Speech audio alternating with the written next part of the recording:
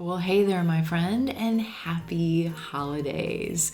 What a perfect time of year to talk about holiday phrasal verbs or conversational terms, conversational phrases that we use frequently during this festive time of year. So I've jotted down several of these that we use around my household. And I'm going to share with you those phrases today and give you a chance to practice them with me. Sound like a plan? Let's dive in. All right, first one. Put up, put up, put up. This phrase means to place decorations around your home. Put up. And notice the way it sounds in connected speech. Put up, put up. That T at the end of put becomes a flap T because it's in between two vowel sounds. It sounds like a soft D and it links over in front of the word up. Dup, dup, put up, put up. We put up our Christmas tree. We put up lights. I like to put up decorations usually like the weekend before Thanksgiving.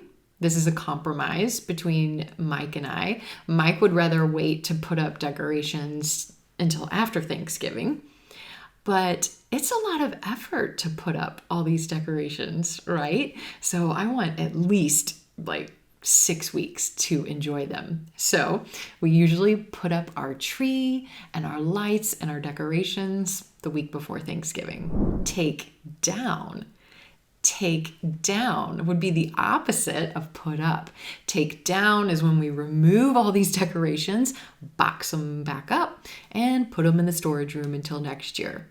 Take down, take down. We usually take down our decorations pretty soon after Christmas, if not the next day, maybe a day or two after. I like to take them down because it's kind of sad. All the decorations to me after the holidays over, it's not as exciting. So I like to take them down right after Christmas. What about you? Do you put up decorations at this time of year? If you do, when do you put up your decorations? When do you take them down? Pause the video and let me know. I want to hear all about it. Meet up. Meet up becomes meet up. Meet up. Again, that T at the end of meet, that's becoming a flap T. Sounds like a quick D. Meet up. Meet up. This means to meet someone outside of the home in order to do something together. I like December because I tend to get to meet up with my friends more than other months sometimes because there's lots of festive fun activities. Just this past weekend, I got to meet up with my dear friend Lauren and her mom and her sweet baby, and our families went to go see these amazing, gorgeous lights at the Botanical Gardens here in St. Louis. So we meet up a little bit more often. Meet up. A similar term that kind of means something similar, not quite, would be go out. Go out. Again, this means to leave the house, to typically do something fun. Go out. Go out. And listen to how these words combine together. We have that O as in roseboat at the end of go, and then the ow as in brown cow at the beginning of the word out, 2 vowels, and the voice flows and connects. Go out, go out, with a very gentle W sound. Do you hear that? Go out, go out. Again, a lot of times in December, I get to go out a little bit more. Like next week, I'm going to go out to dinner with my best friends, Mary and Lauren. Just the 3 of us. We're going to have a little festive dinner together to celebrate. Go out. We're going to go out to dinner. The opposite of go out would be stay in. Stay in. Stay in means to stay at home, to not go out. Listen to how this one sounds. Stay in. Stay in. Again, we have 2 vowel sounds. A as in gray at the end of stay, I as in silver pen at the beginning of in, and the voice continues between those words, combining the sounds with a gentle y, y, y sound. Y, y. Stay in. stay in. I also like to stay in at this time of year because it's cold out, right? It's cold, and I like to stay in and wrap up, wrap up. Here's another one. Wrap up becomes wrap up, wrap up. That final P at the end of wrap links over, joins in front of the word up, and becomes pup, pup, wrap up. Wrap up. I like to stay in and wrap up in a warm blanket. To wrap up means to cover something in cloth or paper. A lot of times we wrap up presents at this time of year, wrap up a special surprise for someone we love. All right, but I like to wrap up in a warm blanket, get a good book, and curl up. Curl up. This means to sit or lie in a position with your arms and legs close to your body. Curl up. Do you hear how that L links over in front of the word up? Lup, lup. Curl up. Curl up. I like to curl up in front of the fireplace. Some of you know we bought a new house over the summer, and there's 2 fireplaces. There's one upstairs and one downstairs, which is awesome. So I like to wrap up in a warm blanket and curl up in front of the fire. So tell me, do you prefer to stay in this time of year, or would you rather go out? Pause the lesson and tell me all about it. All right, here's another question.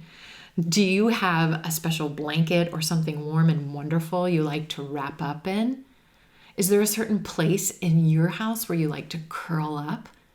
Again, pause the video and tell me about it. All right, try this one with me. Come over. Come over. Come over. Come over.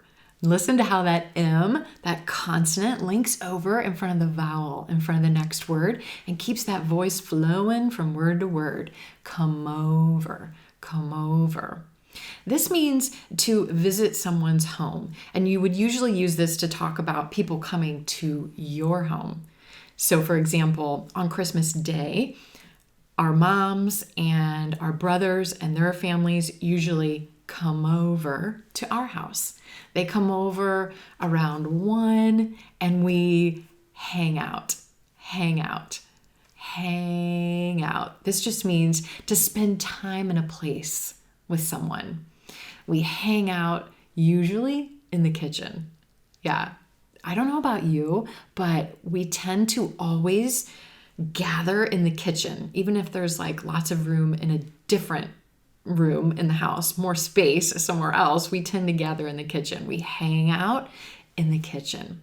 You might have people come over to your home on the holidays, or maybe you go over. Go over.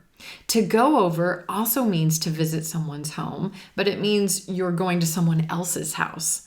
So this year, we might go over to my brother's, because they also bought a new home over the summer. And so we might switch things up. Instead of having everyone come over to our house, we might go over to their house instead. So what about you? Do people come over to your house for holiday celebrations, or do you go over to someone else's house? Pause the video and tell me about it. All right, so I was sharing with you that we hang out. We hang out for a while, typically in the kitchen, and we fill up. Fill up, meaning to become full, food-wise, for your belly to get full by eating lots of food. We fill up, fill up. Notice how that L links over in front of the word up again. Fill up, fill up. We fill up on all kinds of yummy appetizers before we even sit down. Sit down to dinner. Sit down to dinner.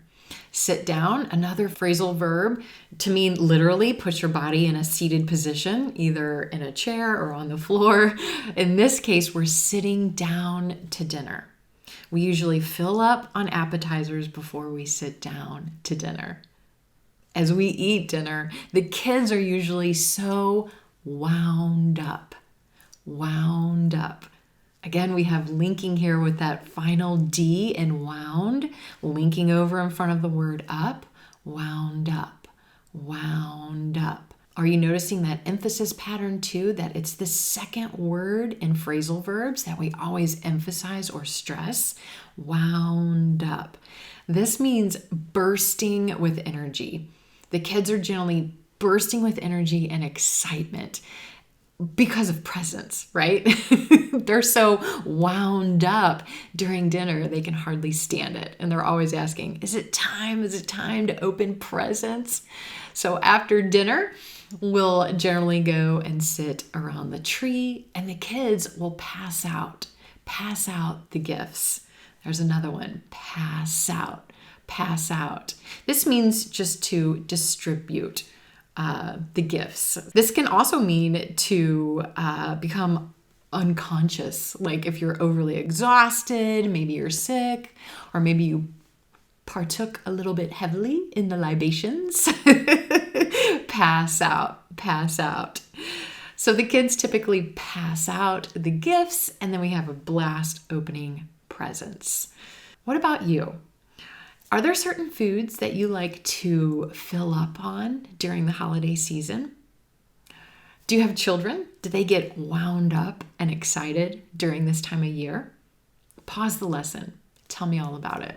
All right, another common phrasal verb, stay up, stay up. This means to remain awake, to not go to bed. And listen again to how these words combine and flow together in conversational speech. Stay up, stay up. That A is in gray at the end of stay. The as in cup of mustard at the beginning of up. They combine with a gentle ya sound. Stay up, stay up.